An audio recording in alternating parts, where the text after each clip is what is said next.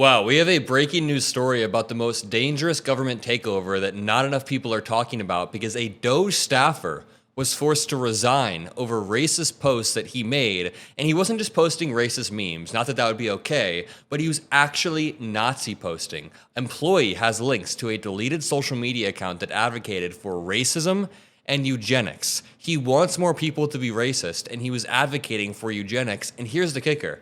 This wasn't on an account 5 years ago or 10 years ago. He was making these posts in December. So 2 or 3 months back, he was making these posts. And my question is, shouldn't this get him elevated in the ranks of DOGE? Isn't that exactly what they're looking for? But in all seriousness, a key DOGE staff member who gained access to the Treasury Department's central payment system resigned Thursday after he was linked to a deleted social media account that advocated for racism and eugenics. And just think about it. Not only do college students, literal college students, have your data, your social security number, and the data of millions of federal workers, but these people are also Nazi posting. They are posting about eugenics on social media, and I'd like to break down this entire story. Make sure you drop a like. Make sure you subscribe and watch till the end to help boost my pro-democracy message. And before we dig into this article, let's watch this video of a black Trump supporter who got told by a white Trump supporter that they only wanted his vote and not his blackness.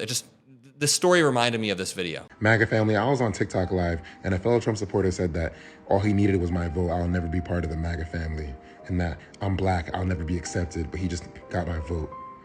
Nah, that's crazy. Like, I love MAGA Nation, I love the MAGA family, and that breaks my heart that someone would speak to me like that right after the election.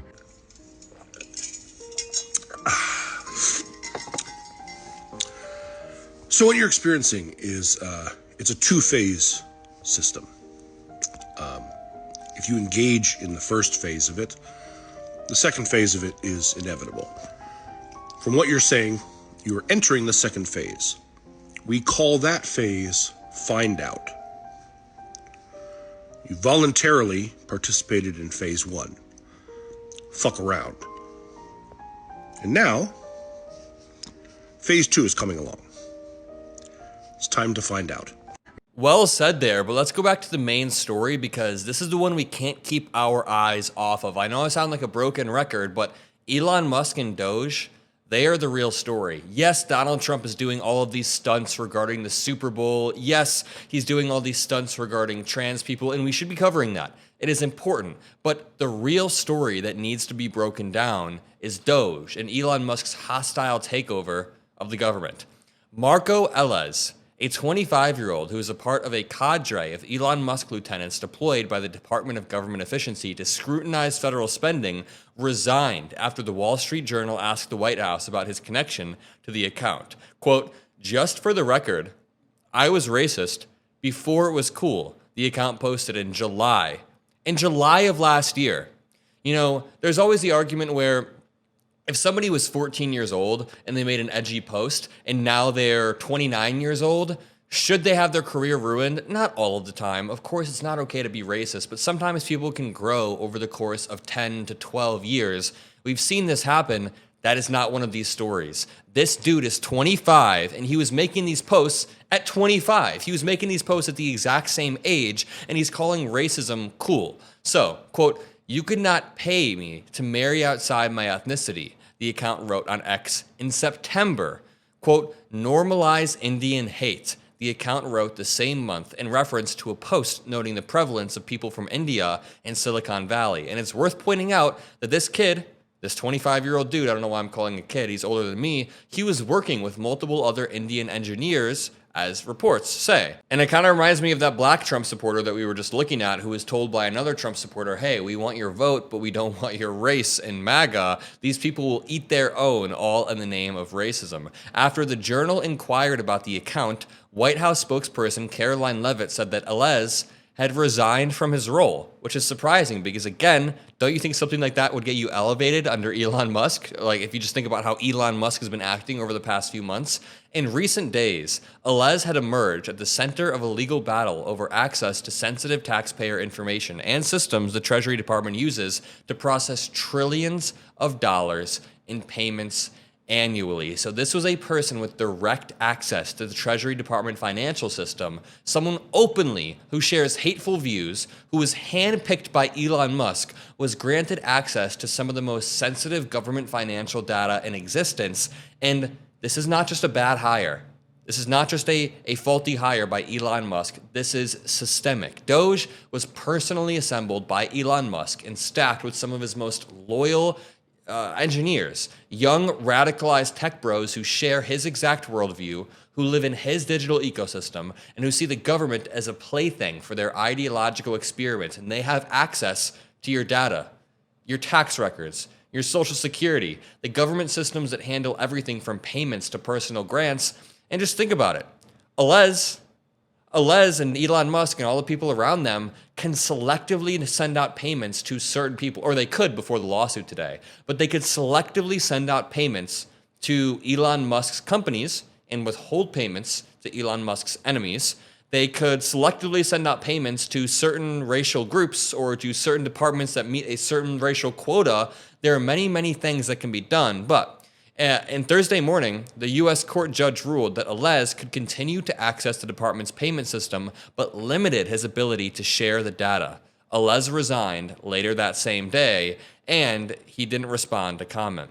Now, he attended Rutgers University, the racist dude, where he majored in computer science. As a sophomore, he co-founded a company, Unimetrics.io, that aimed to connect high schoolers with mentors who could help burnish their college applications. He then went on to work for Musk at SpaceX, including on its Starlink satellites, and X, where he focused on artificial intelligence, according to archives of his personal website.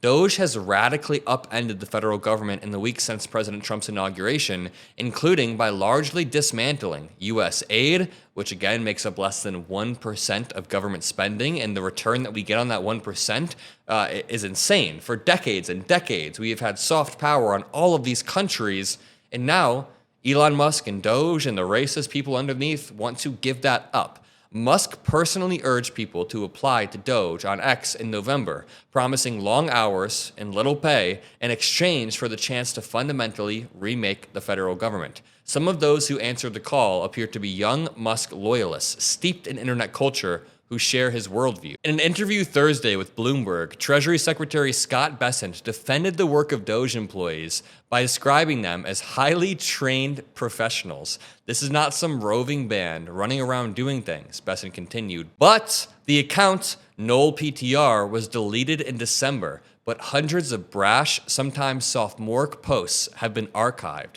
The user appeared to have a special dislike for Indian software engineers. Wow, Elon Musk and Scott Bessent, some real trained professionals you guys have there. The user appeared to have a special dislike for Indian software engineers. Quote, 99% of Indian H-1Bs will be replaced by slightly smarter LLMs, or language learning models. They're going back. Don't worry, guys. This is just pure old school racism from this dude. He's 25 too. How do you grow up with a mindset like that? In June, the user weighed in on the conflict in the Middle East, offering some sympathy for Israel, but also posting, quote, I would not mind at all if Gaza and Israel were both wiped off the face of the earth. Wow.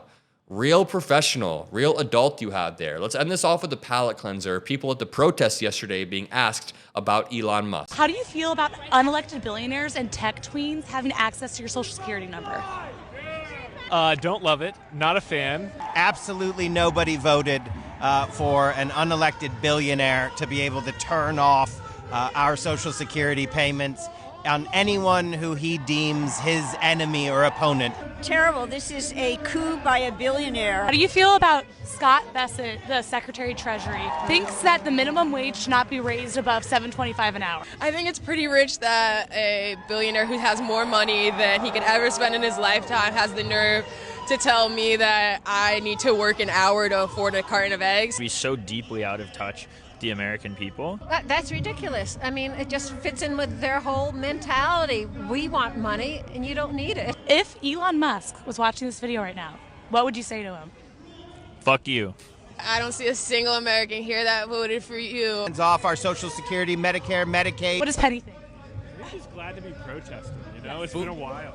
We need more pups at protests. Boom. Well said by everybody there. Americans are coming together, and make sure you drop a like. Subscribe. Let's get to 1 million subscribers. I love each and every single one of you, and I'll see you in the next video. Peace out.